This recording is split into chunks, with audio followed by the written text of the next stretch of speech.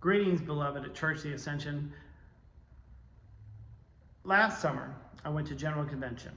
General Convention is a time where all the Episcopal dioceses get together and we meet with representatives, we pass resolutions, but there was a lot of talk about the decline of the church. As you know, the Episcopal Church, along with other mainline denominations, was in a steady decline over the past decades, losing both members and losing resources as well. So there was a lot of talk about how we adapt and how we change as the Episcopal Church, but given all that, it still felt kind of depressing and overwhelming. So much so that one priest leaned over to me and had to break that tension and said, you know what, this is not my experience. We're actually growing. And I had just become part of Church of the Ascension here, and I said, you know what, I can say the same thing. It's a different spirit here. We are growing in resources, and we began to strike up a conversation, and we felt very much like the outliers.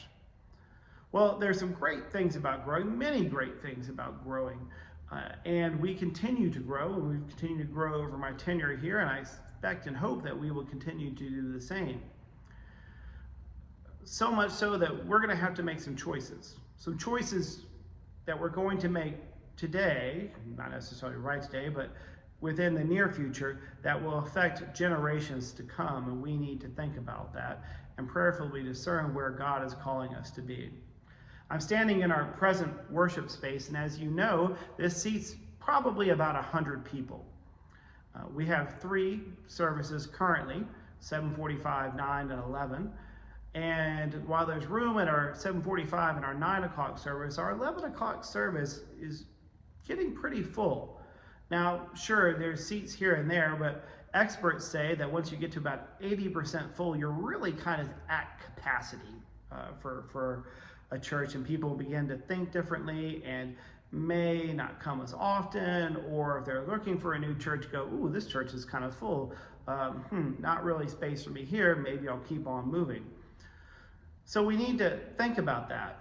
And as we begin to build our 9 o'clock, and hopefully that will grow, we may eventually need to think about a 5 o'clock service. And that would affect how we do things. For instance, there are people that could attend the 5 o'clock service, and if you attend the 11 o'clock service or the 9 o'clock service or even the 7:45, you may not even have any interaction with these people. You may not know they attend your church. So in a sense, it would be almost like distinct congregations, and I would be the glue, along with the other staff, in between all these different services. And that's what I thought I was signing up for when I first got here. Then we had the Saturday with Duo Dickinson, and perhaps there was some movement to begin to see things different ways. And I want you to just stop and prayerfully think about this and know that no decisions are being made right now, but I think we need to prayerfully consider this. That is, what if we had another worship space? Now, we would still have this worship space, and we would use it for weddings and for funerals and 7:45, and maybe even our 9 o'clock service as well. But what if we had a more flexible space that was used for worship that could seat, I don't know, maybe a couple hundred people? We'd have to determine that, but was a little bit bigger for us and could allow for us to grow a little bit more. What would that look like for us? Something for us to consider and ponder. I don't have the answer. I don't know what the answer is. My concern is that we don't want to build a space that's too big. However, I would say that this space is right now maybe inhibiting our growth, maybe inhibiting us to be the church that God is calling us to be. My seminary professor once said, and I believe this is true and have found this true in my 20 years, the building always wins. So we have to kind of work around the building, within the building. We've made this building work great for us. However, I wonder, maybe, just maybe, God may be calling us to something new and to have a more flexible worship space. I don't know.